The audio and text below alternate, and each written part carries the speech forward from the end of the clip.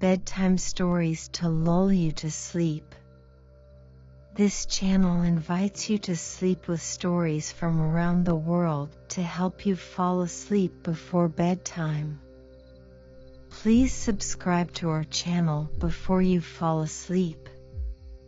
Good night. Grimm's Fairy Tales. The story of the 3 bears. Once upon a time there were 3 bears who lived together in a house of their own in a wood. One of them was a little wee bear, and one was a middle-sized bear, and the other was a great big bear. They had each a bowl for their porridge, a little bowl for the little wee bear, and a middle-sized bowl for the middle-sized bear, and a great bowl for the great big bear. And they had each a chair to sit in, a little chair for the little wee bear, and a middle-sized chair for the middle-sized bear, and a great chair for the great big bear.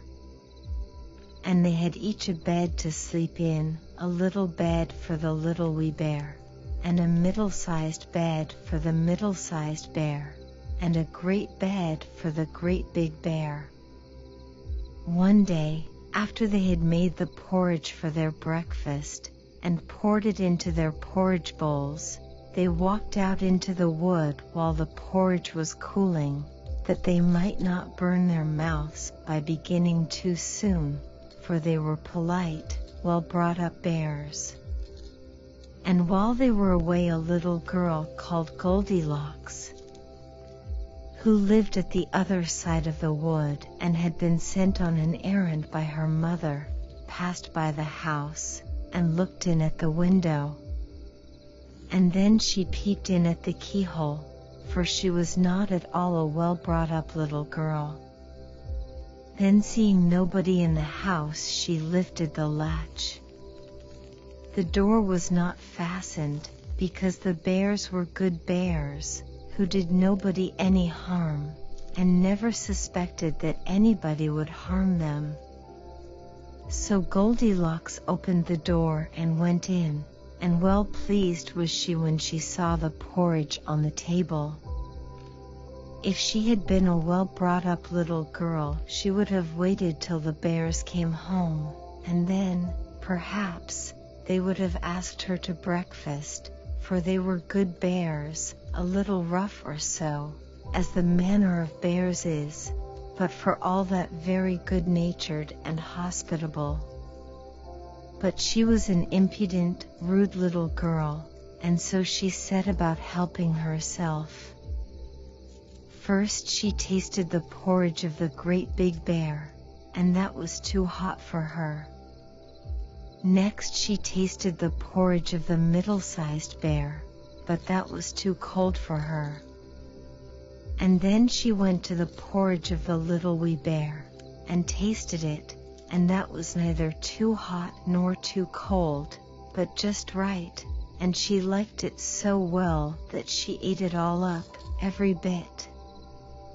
Then Goldilocks, who was tired, for she had been catching butterflies instead of running on her errand, sate down in the chair of the great big bear, but that was too hard for her. And then she sate down in the chair of the middle-sized bear, and that was too soft for her. But when she sat down in the chair of the little wee bear, that was neither too hard nor too soft, but just right. So she seated herself in it, and there she sate till the bottom of the chair came out, and down she came, plump upon the ground, and that made her very cross, for she was a bad-tempered little girl. Now, being determined to rest, Goldilocks went upstairs into the bedchamber in which the 3 bears slept. And first she lay down upon the bed of the great big bear, but that was too high at the head for her. And next she lay down upon the bed of the middle-sized bear, and that was too high at the foot for her. And then she lay down upon the bed of the little wee bear, and that was neither too high at the head nor at the foot, but just right. So she covered herself up comfortably, and lay there till she fell fast asleep. By this time the 3 bears thought their porridge would be cool enough for them to eat it properly, so they came home to breakfast. Now careless Goldilocks had left the spoon of the great big bear standing in his porridge. "Somebody has been at my porridge," said the great big bear in his great, rough, gruff voice. Then the middle-sized bear looked at his porridge and saw the spoon was standing in it too. "Somebody has been at my porridge," said the middle-sized bear in his middle-sized voice. Then the little wee bear looked at his, and there was the spoon in the porridge bowl, but the porridge was all gone.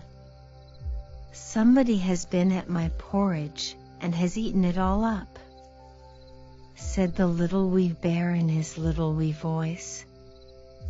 Upon this the 3 bears, seeing that someone had entered their house, and eaten up the little wee bear's breakfast, began to look about them.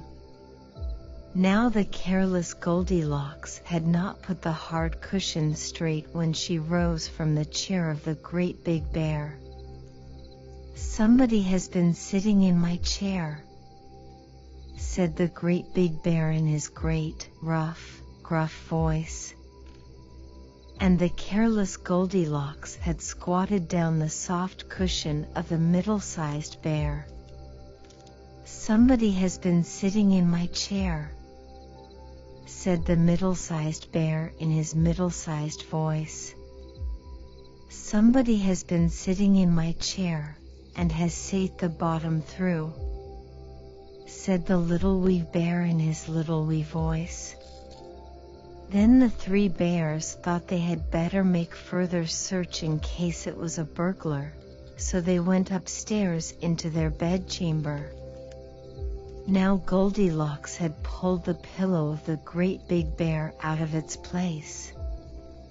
"Somebody has been lying in my bed," said the great big bear in his great, rough, gruff voice. And Goldilocks had pulled the bolster of the middle-sized bear out of its place. "Somebody has been lying in my bed," said the middle-sized bear in his middle-sized voice. But when the little wee bear came to look at his bed, there was the bolster in its place. And the pillow was in its place upon the bolster. And upon the pillow there was Goldilocks's yellow head, which was not in its place, for she had no business there. "Somebody has been lying in my bed, and here she is still," said the little wee bear in his little wee voice. Now Goldilocks had heard in her sleep the great, rough, gruff voice of the great big bear, but she was so fast asleep that it was no more to her than the roaring of wind, or the rumbling of thunder. And she had heard the middle-sized voice of the middle-sized bear, but it was only as if she had heard someone speaking in a dream.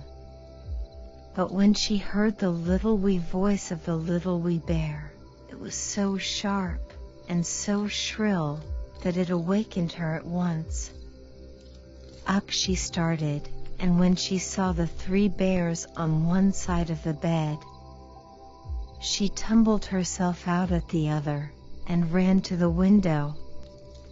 Now the window was open, because the bears, like good, tidy bears, as they were, always opened their bedchamber window when they got up in the morning. So naughty, frightened little Goldilocks jumped, and whether she broke her neck in the fall, or ran into the wood and was lost there, or found her way out of the wood and got whipped for being a bad girl and playing truant, no one can say. But the 3 bears never saw anything more of her,